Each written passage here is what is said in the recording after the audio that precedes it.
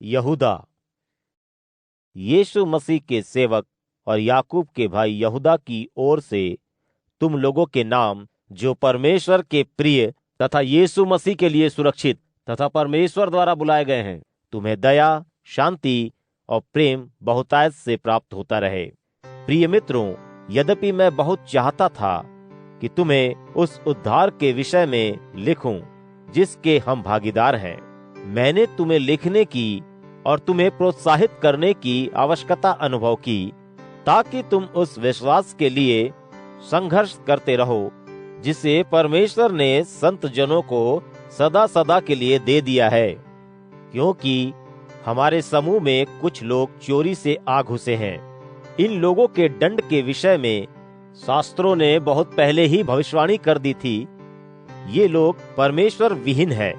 इन लोगों ने परमेश्वर के अनुग्रह को भोग विलास का एक बहाना बना डाला है तथा ये हमारे प्रभु तथा एकमात्र स्वामी यीशु मसीह को नहीं मानते। मैं तुम्हें स्मरण कराना चाहता हूँ, यद्यपि तुम तो इन सब बातों को जानते ही हो, कि जिस प्रभु ने पहले अपने लोगों को मिस्र की धरती से बचाकर निकाल लिया था, बाद में जिन्होंने विश्वास को नकार दिया, उन्हें किस प्रकार नष्ट कर दिया गया।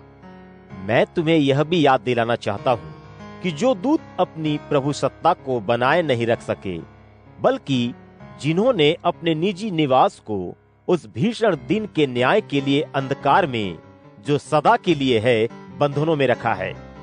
इसी प्रकार मैं तुम्हें यह भी याद दिलाना चाहता हूँ कि सदोम और अमोरा तथा आसपास के नगरों ने इन दूतों के समान ही यौन अनाचार किया तथा अप्राकृतिक यौन संबंधों के पीछे दौड़ते रहे।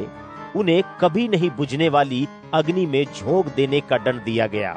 वे हमारे लिए उदाहरण के रूप में स्थित हैं। ठीक इसी प्रकार हमारे समूह में घुस आने वाले ये लोग अपने स्वप्नों के पीछे दौड़ते हुए अपने शरीरों को विकृत कर रहे हैं।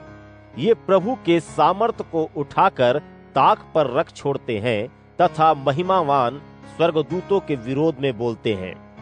प्रमुख स्वर्गदूत मिकाएल जब शैतान के साथ विवाद करते हुए मूसा के शव के बारे में बहस कर रहा था, तो वह उसके विरुद्ध अपमानजनक आक्षेपों के प्रयोग का साहस नहीं कर सका। उसने मात्र इतना कहा, प्रभु तुझे डांटे, फटकारे। किंतु ये लोग तो उन बातों की आलोचना करते हैं जिन्हें ये समझते ही नहीं, और ये लोग बुद्धिहीन पशुओं के समान जिन बातों से सहज रूप से परिचित हैं, वे बातें वे ही है जिनसे उनका नाश होने को है। उन लोगों के लिए यह बहुत बुरा है कि उन्होंने कैन का सा वही मार्ग चुना। धन कमाने के लिए उन्होंने अपने आप को वैसे ही गलती के हवाले कर दिया जैसे बिलाम ने किया था। सो वे ही नष्ट हो जाएंगे जैसे कोरह के विद्रोह में भाग लेने वाले नष्ट कर दिए गए थे। ये लोग तुम्हारे प्रीति भोजों में उन छुपी हुई चट्टानों के समान है जो घातक है। ये लोग निर्भयता के साथ तुम्हारे संग खाते पीते हैं, किंतु उन्हें केवल अपने स्वार्थ की ही चिंता रहती है। वे बिना जल के बादल हैं। वे पतझड़ के ऐसे पेड़ हैं जिन पर फल नहीं होता। वे दोहरे मरे हुए हैं, उन्हें उखाड़ा जा चुका है।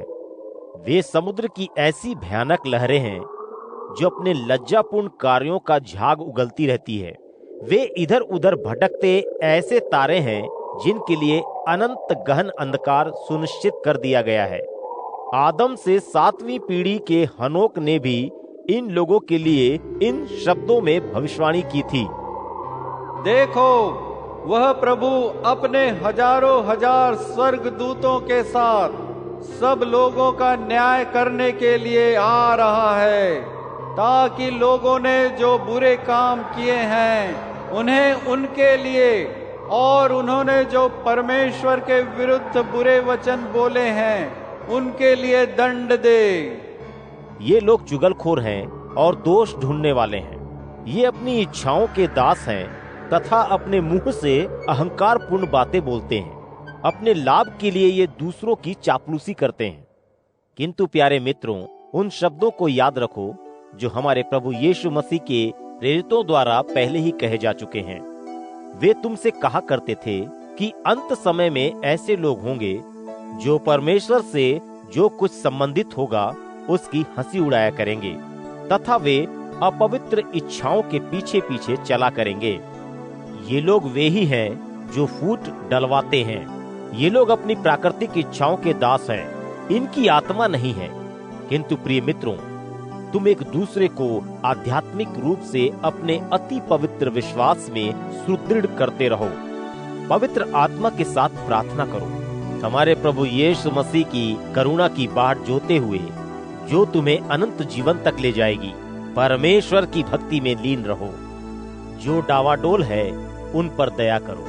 दूसरों को आगे बढ़कर आग में से निकाल लो, किंतु दया दिखाते समय सावधान रहो तथा उनके उन वस्त्रों तक से घृणा करो जिन पर उनके पापपूर्ण स्वभाव के धब्बे लगे हुए हैं। अब उसके प्रति जो तुम्हें गिरने से बचा सकता है तथा उसकी महिमापूर्ण उपस्थिति में तुम्हें महान आनंद के साथ निर्दोष करके प्रस्तुत कर सकता है, हमारे प्रभु यीशु मसीह के द्वारा हमारे उद्धारकर्ता उस एकमात्र परमेश्वर की महिमा, वैभव, पराक्रम और अधिकार सदा सदा से अब तक और युग युगांतर तक बना रहे। आमीन।